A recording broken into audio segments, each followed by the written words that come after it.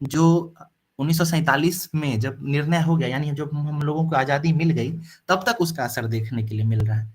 तो हम लोगों को इस क्वेश्चन में इस तरीके से इसको रिव्यू करना है कि चंपारण सत्याग्रह में ऐसा क्या क्या नया हुआ जो 1947 तक चला और परिणाम ला दिया, है ना। यानी पीछे से क्या नया आया, 1918 से पहले, 1917 से पहले क्या स्थिति थी और बाद में क्या बदलाव हुआ, इसको लिखना है इसमें। ये क्वेश्चन का मुख्य बिंदु है, यही जानना चाहता है इसमें। ना ये चंपारण सत्याग्रह के कारणों को जानना चाहता है ना, उसमें क्या हुआ था, गांधी जी कैसे आए, ये सब कुछ नहीं जानना चाह रहा है इसमें। इसमें जानना चाहता है कि वो कैसे निर्णायक कैसे सिद्ध हुआ, क्या क्या ऐसा नयापन लाया ये, ठीक है मैम। तो अब चूंकि ये दो भाग है कि चंपारण सत्याग्रह का भी जिक्र करना है और उसमें क्या नया आया, निर्णायक मोड़ किस तरह है, इसका भी जिक्र करना है।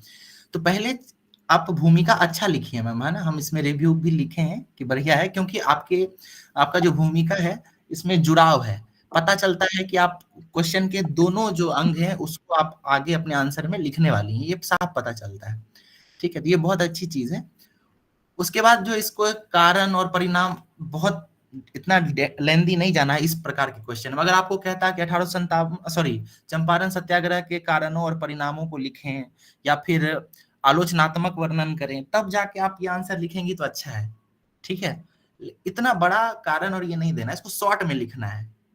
तब एक पेज आधे पेज में अगर ये सब आ जाए तो वो काफी अच्छा है, ठीक है। बाकी अगर ये क्वेश्चन दूसरा होता और तब आपका आंसर करना होता, चेक करना होता, तो ये बेहतरीन आंसर था, बहुत अच्छा लिखी आप। कारणों की बात करें तो बहुत सारा कारण लिखी आप, इतना आयाम है, मजा आ गया पढ़ के। आर्थिक कारण है, प्रशासनिक कारण है, पर्यावरणीय है, अंतर्राष्ट्रीय है, ठीक है। उसके पत्र पत्रिकाएं भी लिख दिए हैं। वैसे हम इसमें क्वेश्चन मार्क लगाए थे कि पत्र पत्रिकाएं जो है कारण तो नहीं है कोई, ठीक है। उसके सामाजिक कारण, तत्कालिक कारण, ये बढ़िया लिखी हैं। उसके बाद लखनऊ में जाते हैं ये दोनों, उसका जिक्र की हैं। फिर आगे गांधी जी की भूमिका, ये पार्ट इसमें क्वेश्चन में लिखने की जरूरत नहीं है कि गांधी जी कैसे आए हैं, क्या हुआ, ये सब जरूरी नहीं है। उसके बाद फिर क्या परिणाम मिले, आप ये बढ़िया लिख दी हैं 4 पॉइंट में। और इसके बाद जो है मैम, ये आलोचना नहीं करना था, आलोचनात्मक क्वेश्चन तो है ही नहीं है, ठीक है। फिर महत्व भी नहीं लिखना है, ठीक है। महत्व वाले पोर्शन को, इसको आप घुमा के निर्णायक बिंदु में लिख सकती हैं। जैसे यहाँ आपने लिखा है कि महत्वपूर्ण और निर्णायक मोड़ हुआ, किस तरीके से हुआ आप ये देखिए। तो इसमें आपने लिखा है कि नरम दल और गरम दल का प्रभाव खत्म हुआ और गांधीवादी चरण शुरू हुआ। सत्य, अहिंसा, असहयोग, उपवास, सविनय अवज्ञा, इन सब का जिक्र किया है, ये बढ़िया है क्योंकि ये सब 1947 तक चलता है, ठीक है। उसके बाद ये गांधी जी का प्रथम प्रयास था और ये सफल रहा, ये भी लिखे हैं। तो ये सब बढ़िया है। इसको आगे जब हम लोग डिस्कस करेंगे तो डिटेल में देखेंगे। तो इसमें हम कुछ रिव्यू किए हैं, आप थोड़ा उसको देख लीजिएगा, है ना मैम। Yes sir. ओके, बढ़िया प्रयास, लेकिन अच्छा है। यही क्वेश्चन अगर ये रहता कि चंपारण सत्याग्रह का आलोचनात्मक वर्णन करें, तो ये आंसर फिर बहुत बढ़िया था। कुछ चीजों को अगर हटा देते तो उसके लिए ये फिट होता। Yes, okay ma'am, thank you sir. जी जी। अब ये किनका है कॉपी, ये वाला है नाम क्या बताएं, लाइन पे? जिनका भी है नाम बताएंगे। सर मेरा है। जी, ममता का ये कॉपी है। मैम देखिए, आपका आंसर हमको बहुत अच्छा लगा, बेहतरीन था। सबसे पहली बात तो है कि ये बहुत प्रिसाइज है, 3 पेज में आपने ये लिख दिया, यही जरूरत भी है, ठीक है। हमारे बहुत सारे फ्रेंड्स हैं जो अभी अधिकारी हैं, तो उनसे एक बार सवाल किए थे हम कि ये क्या 4 पेज लिखना जरूरी है या पन्ना भरना जरूरी है। तो उन लोगों का साफ कहना है कि ऐसा कुछ भी नहीं है। आप अपने क्वेश्चन में चीजों को अगर स्पष्टता के साथ लिख देते हैं तो पेज भरना नहीं भरना ये सब बिल्कुल जरूरी नहीं है। 4 पेज 5 पेज ये सब निरर्थक है। तो ये जो आप लिखी है मैम, ये बहुत अच्छा है। आप 2.5 पेज में सारा आंसर जितना आयाम है वो सब लिख दी हैं, बिल्कुल क्वेश्चन का जो डिमांड है उसके तरह, ठीक है। इसमें आपका ये जो है बढ़िया है। इसका शुरुआत जो की है बहुत अच्छा है। भारतीय भूमिका राष्ट्रीय अच्छा था, स्वतंत्र, हमने भी देखा था, जी भूमिका अच्छा है। जी, बिल्कुल बिल्कुल, बहुत अच्छा है ये। फिर शॉर्ट में ये बताते हुए क्या सब हुआ है और उसके बाद ये किस तरीके से निर्णायक मोड है उस पे आप आ गई हैं, क्योंकि यही क्वेश्चन का डिमांड है। और फिर जो है मैक्सिमम पोर्शन आपका उस पे, तो इसमें सारा बढ़िया से लिखा गया है। तो ये अच्छा, इसमें हम कुछ चीज लिख दिए। जैसे पॉजिटिव क्या है कि बहुत अच्छा आंसर है, क्रिस्प और प्रिसाइज्ड है, टू दी पॉइंट भी है। आप इसमें कुछ ऐड कर सकती हैं, जैसे आप इसमें मैप नहीं बनाई हैं, आप यहाँ पे चंपारण को दिखाते हुए एक मैप बना सकती हैं, ठीक है। उसके बाद मैम आप इसमें एक पिक्टोरियल रिप्रेजेंटेशन कर सकती हैं, ठीक है, कुछ चीजों पे। उसका आप थोड़ा ध्यान देंगे तो क्या होगा कि जैसे आप 2.5 पेज में खत्म कर दी हैं, तो अगर आप इसमें एक मैप बनाएंगे तो वो थोड़ा स्पेस लेगा, या थोड़ा पिक्टोरियल रिप्रेजेंटेशन करेंगी, इसमें कोई ग्राफ या कुछ ऐड कर सकती हैं इसमें, तो क्या होगा कि थोड़ा बढ़ जाएगा, तो वो और अच्छा आकर्षक दिखेगा। आपकी राइटिंग भी काफी अच्छी है। उसके बाद एक चीज और हम लिखे थे, और ये है कि वही बस पिक्टोरियल रिप्रेजेंटेशन है, तो बाकी सब बढ़िया है, ठीक है। ठीक है बाकी सर। लोग जो भी देख रहे हैं वो इस आंसर को पढ़ सकते हैं, ये एक अच्छा आंसर है। देखिए उसके बाद वो जो मैम लिखी थी अभी आरती जी, उनका आंसर भी बहुत अच्छा है, आप चाहें तो उसको भी देख सकते हैं। जो लोग नहीं लिख रहे हैं, हम्म। के पास मटेरियल नहीं है, वो इन सब आंसरों को देखें। इससे कुछ बेहतरीन पोर्शन है, उसको आप एज ए नोट्स यूज कर सकते हैं, ठीक है। उसके बाद ये आए क्या ये दोनों? सोनम है क्या? शायद नहीं है। ओके, और ये साकलिन है क्या? साकलिन आज एब्सेंट है। अच्छा, तो इन दोनों का भी देखिए, इसमें कुछ रिव्यू करने जैसा नहीं था, काफी अच्छा प्रयास बेहतर है, ठीक है। और ये आंसर जो है कहीं से देख के लिखा गया था, तो ये पता चल रहा था साफ, और चूंकि इनका आंसर और इनका दोनों का सेम ही है, अच्छा। तो इसमें ऐसा कुछ नहीं, तो हम इसमें कुछ लिख दिए हैं जैसे प्रयास बेहतर है, स्वयं से लिखने का प्रयास करें और लिखना जारी रखें, तो जल्द बेहतर परिणाम मिलेगा। देखिए देख कर भी अगर लिख रहे हैं ये, हम्म। तो वो भी उनको काफी फायदा होने वाला है। आप लोग जो नहीं लिखते हैं वो कृपया देख कर भी लिखना है तो लिखिए, ठीक है। कुछ ना कुछ वैल्यू एडिशन ही होगा, कुछ मिलेगा ही, नेगेटिव नहीं जाता ही। कुछ नहीं होगा तो लिखना सीख जाएंगे, लिखते लिखते कुछ पॉइंट्स दिमाग में आ जाएगा। मेंस का राइटिंग करते करते पीटी में भी काफी फायदा होता है, ये भी ध्यान रखें। आरती जी का जो नोट आंसर है उसको पढ़िएगा, तो आपको उसमें पीटी के लिए भी बहुत सारा फैक्ट मिलेगा। तो वो आंसर और उसके बाद अभी जो एक आंसर और रिव्यू किए थे, वो दोनों आप लोग देखिए, ठीक है बिल्कुल जी। उसके बाद हम शॉर्ट में, काफी टाइम तो नहीं था सर, लेकिन हम बिल्कुल शॉर्ट में जो है कुछ बता दिया तैयार कर लिए हैं। जी जी हाँ बता दिया कुछ बच्चों को। जी और अगर किन्हीं को कोई डाउट है तो वो भी पूछ लें कि क्या लिखें, जी कैसे जी, लिखें, क्या लिखें, बिल्कुल वो बिल्कुल, पहले पहले कोई डाउट है तो वही ले लेते हैं जी। डाउट ले लें, उसके बाद फिर बता दिया जाएगा। कुछ पूछना चाहते हैं आप लोग तो? ओपन है। सर हम बिगनर हैं तो कैसे स्टार्ट करेंगे, समझ नहीं आता है, कोई थॉट प्रोसेस आता ही नहीं है दिमाग हाँ में। ठीक ठीक, कैसे उसको हम क्या लोग start बाद में, इस क्वेश्चन से रिलेटेड अगर कोई क्वेश्चन है तो बताइए, बाकी लास्ट में फिर आप लोगों से पूछा जाएगा, तो उस समय आपके क्वेश्चन को आंसर करेंगे। चलिए ठीक है, तो शुरू करते हैं सर, है ना, फिर ओके अगुवाई। स्टार्ट कीजिए। जी, ये दिख रहा है क्या? जी जी दिख रहा है। जी, तो जैसा कि हम बताए थे शुरू में कि ये जो क्वेश्चन है उसके दो आयाम हैं, कि चंपारण सत्याग्रह वो किस प्रकार से निर्णायक मोड़ है, ठीक है। तो इसका जिक्र करते हुए ऊपर में, और फिर जो है शॉर्ट में कारण बताना होगा, ठीक है। और कारण की बात करें तो इसमें आप देख सकते हैं कि तीन कटिया पद्धति का जिक्र करना है, ठीक है। आर्थिक कारण की बात करें तो देखिए, कारण को भी शॉर्ट में हम 5 भागों में बांटे इस तरीके से। मेरी राइटिंग जो है ये क्योंकि डिजिटल बोर्ड पे टैब पे बनाया गया तो बहुत अच्छी नहीं आई है, तो आप थोड़ा इसको इग्नोर कीजिए, ठीक है। नहीं फिर भी तो ठीक है सर, अच्छा है। जी, तो पहला जो है आर्थिक कारण की बात करें तो शॉर्ट में इस तरह समझा जा सकता है कि तीन कठिया पद्धति का जिक्र करना है आपको इसमें, और ये प्रमुख प्रावधान है, सबसे पहले आपको इसका ही जिक्र करना है।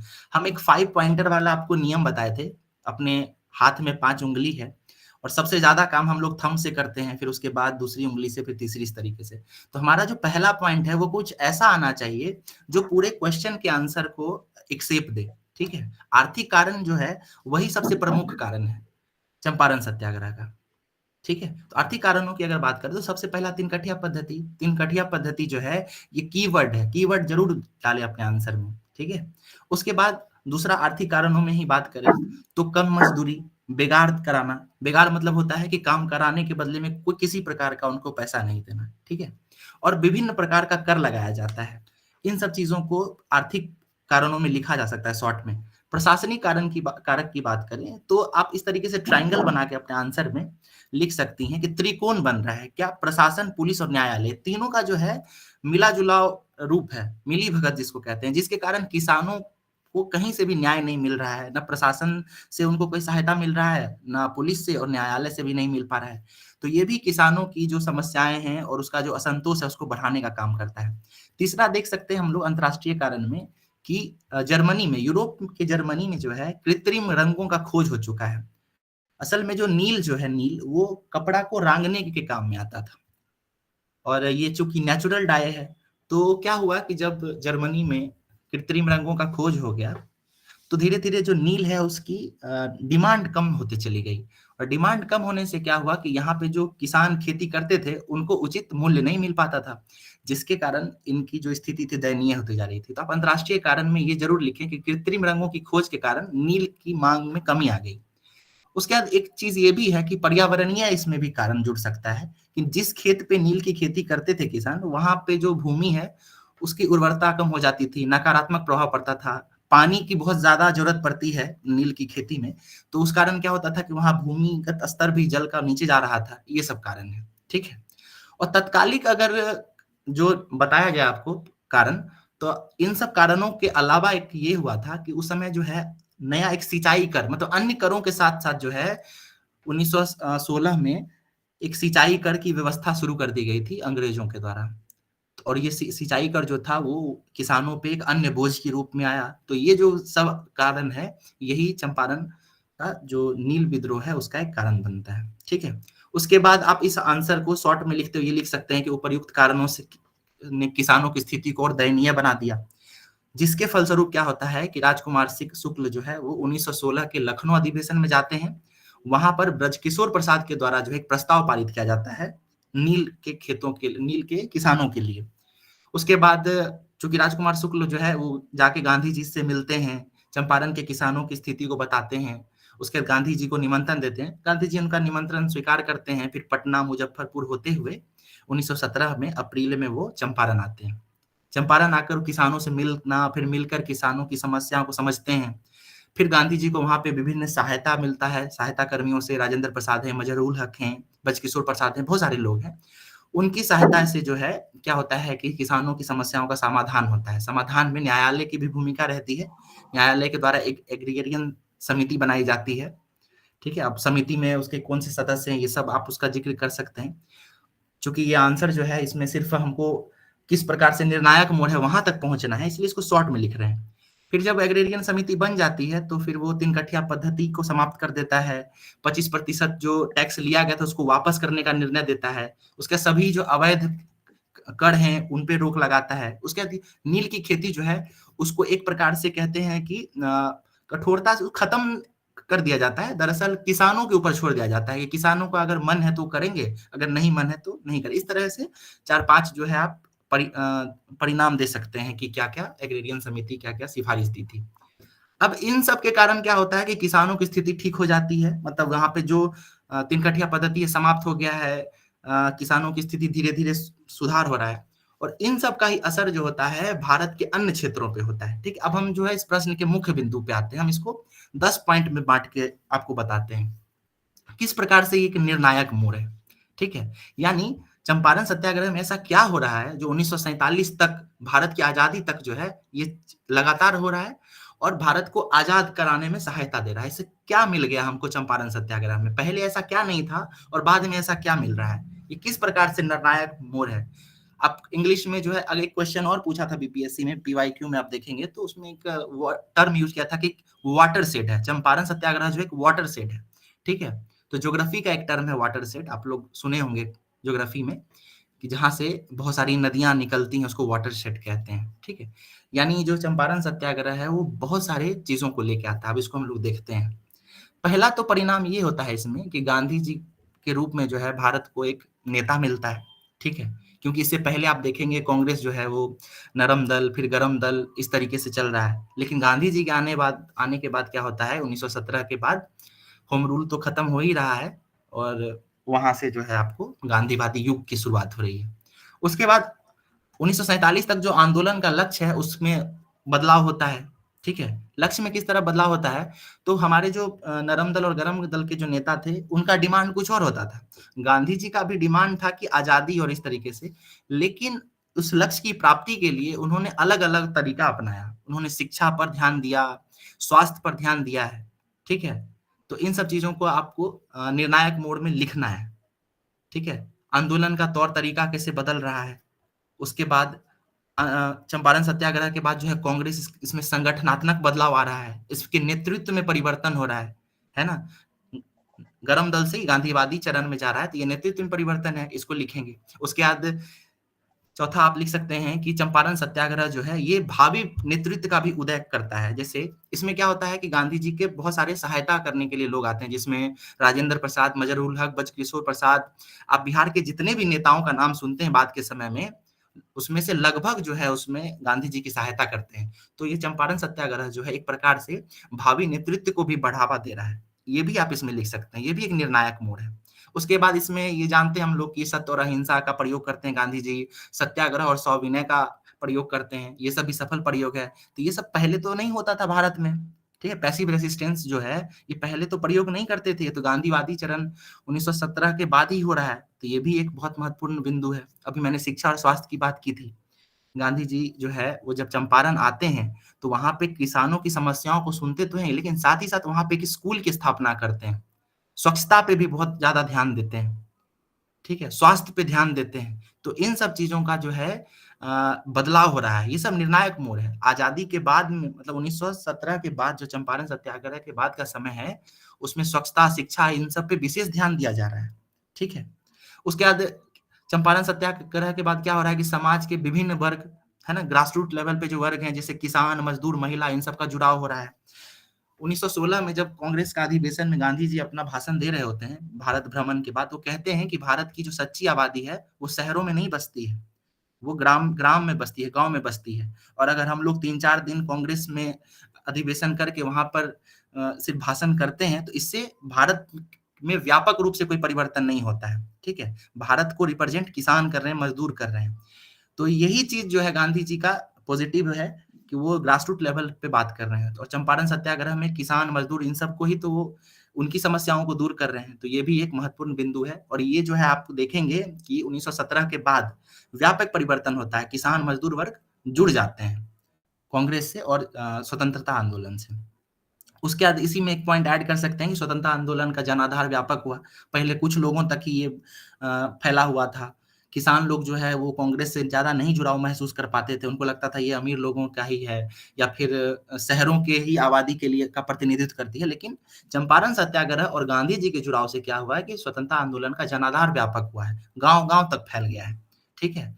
और लास्ट पॉइंट ये ऐड कर सकते हैं कि चंपारण आंदोलन जो है वही आगे के विभिन्न किसान आंदोलन जैसे खेड़ा है या बिहार में या विभिन्न आंदोलन देख लीजिए, उस सबको जो है ये प्रेरणा देता है। तो इस तरीके से ये निर्णायक मोड़ साबित होता है। और आप जब निष्कर्ष लिखेंगे तो उसमें लिख सकते हैं कि इस प्रकार चंपारण आंदोलन जो है विभिन्न आयाम देता है और उससे जो है हमको 1947 तक जो है आजादी मिलती है। तो ये क्वेश्चन जो है इसमें आपको कारण और उसका जो परिणाम उसको कम लिखते हुए निर्णायक मोड़ किस तरीके से इसको लिखना है, ठीक है? तो इस प्रकार से एक बार आप लोग ट्राई करें। इसमें और बहुत सारा चीज ऐड हो सकता है। हम ये कहना चाहते हैं कि आपको किस क्वेश्चन को समझना है और समझ के उस क्वेश्चन का क्या डिमांड है उस पे ज्यादा फोकस करना है। अपनी बातों को वहां पे लिखें, पॉइंट वाइज लिखें या इसको आप इसी चीजों को आप सेंटेंस में लिख सकते हैं, ठीक है? तो ये आप थोड़ा मेरी तरफ से एडिशन है, कम समय था तो हम कुछ तैयार किए थे। बाकी 2 आंसर, एक आरती मैम का और एक उसके बाद जो हम रिव्यू किए थे, आप उसको पढ़ें जरूर और फिर सब ऐड करने के बाद आप अपना एक नोट्स बनाएं और वैल्यू एडिशन करें। इस तरीके से आपको फायदा होगा, ठीक है? बिल्कुल। और इससे जुड़ा हुआ अगर आपको कोई सवाल है तो आप पूछ सकते हैं। सर कह रहे थे कि जो निष्कर्ष लिखेंगे उसमें वर्तमान में भी चंपारण आंदोलन की प्रासंगिकता है, जैसे कि किसान आंदोलन को की जो समस्या है उसको भी हम सॉल्व कर सकते हैं। तो क्या निष्कर्ष में लिख सकते हैं क्या इस चीज को सर? एक हमको एक बात बताइए आप, है ना, कि ये जो क्वेश्चन है आपको पता है अभी हम लोग किस क्वेश्चन का डिस्कशन कर रहे हैं? हाँ सर जी, हम लोग जो है बात कर रहे हैं चंपारण सत्याग्रह स्वाधीनता संघर्ष का एक निर्णायक मोड़ था, ठीक है? यानी हमारा आंसर जो है बस यही बताते हुए होना चाहिए ना कि किस तरीके से ये निर्णायक मोड़ है, ठीक है। तो मतलब 47 तक लेके समाप्त कर देंगे इसको। बिल्कुल, उसको हमको निर्णायक मोड जब सिद्ध हो जाएगा बस वहीं तक छोड़ देना है ना। इसी का ओके अगर दूसरे तरीके से आपको क्वेश्चन मिलेगा, ठीक है, तो आप उसमें ऐड कर सकते हैं, लेकिन इस क्वेश्चन में इसका गुंजाइश कम नजर आता है, ठीक है ना। ठीक है सर। जी है। जी जी बिल्कुल। मतलब हम तो लोग क्या अरेंज नहीं कर पा रहे सर, पढ़ तो रहे हैं, नॉलेज आ रहा है, लेकिन अरेंज कैसे करना है सेंटेंस, जी मतलब शब्दों को कैसे कहाँ जोड़ना है, वो चीज थोड़ा नहीं हो पा रहा है। देखिए लेकिन धीरे धीरे निकाल, सीख रहे हैं सर, कैसे कैसे कर रहे हैं आप लोग। हाँ बिल्कुल, देखिए हम उसका पीडीएफ सर को भेज देंगे, फिर शायद अगर सर भेजते हैं ग्रुप में तो ठीक है। आप इसमें क्योंकि उसमें जो कर है लीजिए कि हम जो ये 10 पॉइंट बताए थे, आप सारे पॉइंट मिल जाए तो चेक करने वाले को भी थोड़ा अटपटा लगेगा। तो इस वजह से है ना, इन चीजों का ध्यान रखना चाहिए कि हम अपने पॉइंट्स को किस तरीके से और कब सजा रहे हैं। एक चीज हम गौर किए कि जितने भी लोग, आज 4-5 कॉपी हमको मिला और भी था, तो एक चीज हम गौर किए कि सब कुछ लगभग लगभग चीज तो वही लिख रहे हैं, कारण में वही लिख रहे हैं, परिणाम में वही लिख रहे हैं, ठीक है। मतलब 25% वापस हो रहा है, एग्रेरियन कमेटी बन रही है, गांधी जी सदस्य हैं, ये सब लिख रहे हैं। तो फिर एक बात बताइए कि हम जब चेक करेंगे तो हम क्या जज करें, है ना। सब तो वही लिख रहे हैं, तो हम यही देखेंगे ना कि किसका प्रेजेंटेशन अच्छा है, या कौन किस पॉइंट को किस तरीके से लिख रहे हैं, व्यवस्थित है कि नहीं। तो इन चीजों पे वर्क करना जरूरी है। क्या होता है कि एक समय के बाद सब लोग एक बेहतरीन स्तर पर पहुंच जाएंगे, ठीक है। तो उसके बाद आपको इन चीजों पे ध्यान देना है ना, कि आप अपने पॉइंट्स को व्यवस्थित रूप से लिखिए, ठीक है। और कोई कुछ पूछना चाहते हैं इस पे तो? जी अमित बोलिए। Good evening sir. मैंने फर्स्ट डे ये गूगल मीट पे ज्वाइन किया, मेरे फ्रेंड एक्चुअली इस ग्रुप के पार्ट हैं, तो इस ग्रुप में क्या सर रूल्स है, क्या फॉलो कैसे करना है, क्वेश्चन कब कब मिलते हैं सर, ठीक है, अभी ये बता बारे में दिया सर। अमित ऐसा है थोड़ी देर में आपको बता कि ये जो आप ग्रुप ज्वाइन किए हैं, ये लिंक जो है कि क्या पेड क्लासेस के लिंक हैं जो आपको गए हुए हैं, ठीक है।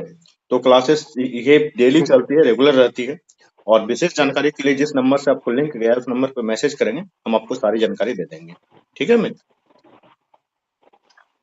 Okay, thank you sir. Okay. और एक कोई? चीज और हम इसमें ऐड करना चाहेंगे जी। सर। हाँ, अगर किन्हीं को क्वेश्चन है तो जरूर कीजिए। और हम एक चीज ये भी कहेंगे कि हम लोग जब आंसर आपको बताते हैं, रिव्यू करते हैं, तो आप लोग भी इस पे कुछ पॉजिटिव अगर हो सके अपना इनपुट जरूर दीजिए, है ना। हम लोग सब कुछ तो नहीं, आप लोगों के पास भी कितना बेहतरीन सोर्स है, एक्सपीरियंस है, तो उसको आप लोग साझा करें, है ना। इसको बिल्कुल। 2 वे में लेके चलिए। ऐसा ना हो कि रुपेश सर ही सब कुछ बताएंगे, आप लोगों के पास भी बहुत सारा क्वालिटी है। आरती मैम है, इतना बेहतरीन लिखती हैं। हम आज जब भी कॉपी चेक कर रहे थे तो हम इंतजार कर रहे थे कि मैम का कॉपी कभी मिलेगा, एंड उस पे शायद कहीं लिखा हुआ नहीं था तो पता ही नहीं चल पाया, आज इन्होंने ठीक है। लेट उसके से बाद एक भेजा कॉपी भी है। बहुत अच्छा मिला था। जी जी जी, एक कॉपी और था सर, उनका नाम हम नहीं बोल पाए, जिनके बारे में हम रिव्यू किए थे, वो ममता काफी नाम है, अच्छा था। तो आप ममता लोग जब नाम। इस तरीके का, हाँ जी, इस तरीके का जब डिस्कशन हो तो इसको 2 वे इंटरेक्शन रखिए ना। कुछ देर जरूर आप लोग कुछ कुछ बताइए कि जब आप लिख रहे थे उस समय आपका माइंडसेट क्या था, या किस तरीके से लिख रहे थे। ये बाकी लोगों के लिए काफी हेल्पफुल होगा, है ना। साकलिन अभी ज्वाइन किया है। साकलिन भी लिखा था, वही यही लड़का है जो जिसके बारे में आप बोल रहे थे कि ये कहीं से देख के लिखा है, बट अच्छा है, प्रयास अच्छा कर रहा है। अच्छा अच्छा लिखे थे साकलिन, हम उसमें लिखे हैं, रिव्यू किए हैं, हम्म, है ना। आप इसी तरह लिखते रहिए, देख के भी लिख रहे हैं, कोई दिक्कत नहीं है, खूब लिखिए, देखते देखते ही होगा एक दिन। क्या है, दिनेश बोल रहे थे एक दिन कि देख के लिखते हैं तो कोई दिक्कत तो नहीं है, कोई दिक्कत नहीं है ना। खूब सारा आप देखिए और बहुत विभिन्न आंसरों को देखिए, बहुत सारा देखने के बाद फिर अपना एक मत बनाइए, अपना एक सोच बनाइए, डेवलप होगा, फिर उसको आंसर पे लिखेंगे कॉपी पे, फिर और वो आपका हो जाएगा, किसी और का नहीं रहेगा, है ना। देखिए दूसरा चीज ठीक है बताते सर। हैं कि जो जी यूपीएससी हो या बीपीएससी, कहीं भी चाहे पीटी हो, मेंस हो, पीटी तो नहीं, मेंस और इंटरव्यू में आपसे ये कभी उम्मीद नहीं करता है कि आप अपना ओपिनियन बना के दीजिए, क्योंकि कोई 25 24 26 साल का लड़का, 30 साल का लड़का या लड़की इतना मैच्योर इनफ नहीं होता है कि वो किसी भी मुद्दे पे अपना ओपिनियन दे। वो दो पक्षों को सुने और उसके बीच में जो अच्छा ओपिनियन लगता है उनको अरेंज वे में सिर्फ लिख दें, यही उनका डिमांड रहता है। और इतना जो बच्चे कर जाते हैं वो फाइनल सिलेक्शन लेके जाते हैं, हम लोगों ने अपने एक्सपीरियंस से इन चीजों को देखा है। बिल्कुल बिल्कुल, उसको सही तरीके से अरेंज करना बहुत जरूरी है। ठीक है। हाँ साकलिन बताइए। सर ये जो चंपारण क्वेश्चन था उसमें क्या है कि इसमें जो डिमांड नहीं था कारण का था, क्या उसमें डिमांड में जो कारण भी लिख सकते हैं क्या? आप लेट ज्वाइन किए थे क्या? अभी हम लोग इसको डिस्कस किए थे। यस सर, मुझे वही पता चला कि 9:30 बजे अच्छा से क्लास होगा, लेकिन अच्छा आज तो अच्छा पहले हो गया। देखिए, कारण जो है ना उसको लिखना है। चंपारण, इस क्वेश्चन का 2 पार्ट है, चंपारण सत्याग्रह और उसका जो है किस तरीके से ये निर्णायक मोड़ है। तो जब चंपारण सत्याग्रह लिखेंगे तो आप उसको शॉर्ट में आप उसको कारण, परिणाम सब लिखना है उसको, एकदम कम संक्षिप्त में। मुख्य कारणों को ही लिखना है। अगर किसी क्वेश्चन में आपको डिटेल में लिखने कहा जाएगा कारण और परिणामों को, तब आप उसको डिटेल में लिखेंगे, ठीक है? हाँ दानिश, ठीक है सर। जी दानिश बोलिए। आदित्य सर सॉरी, मैं अपना आंसर को थोड़ा लेट, ड्यूटी की वजह से मैं लेट सेंड कर पाया रुपेश सर को। सर ओके, प्लीज टाइम लगेगा तो मेरा भी आंसर रिव्यू कर बिल्कुल दीजिएगा। बिल्कुल रिव्यू किया जाएगा दानिश, उसमें कोई दिक्कत नहीं है। जी और जिनका भी क्लास छूट जाता है या फिर आप लेट ज्वाइन कर पाते हैं तो ये रिकॉर्डिंग यूट्यूब पे जाती है, आप जाके यूट्यूब पे देख सकते हैं। ये यूट्यूब पे अवेलेबल रहती है, हर दिन का रिकॉर्डिंग अवेलेबल हो जाता है, ठीक है। तो ये बताइए कि और आज आप लोगों ने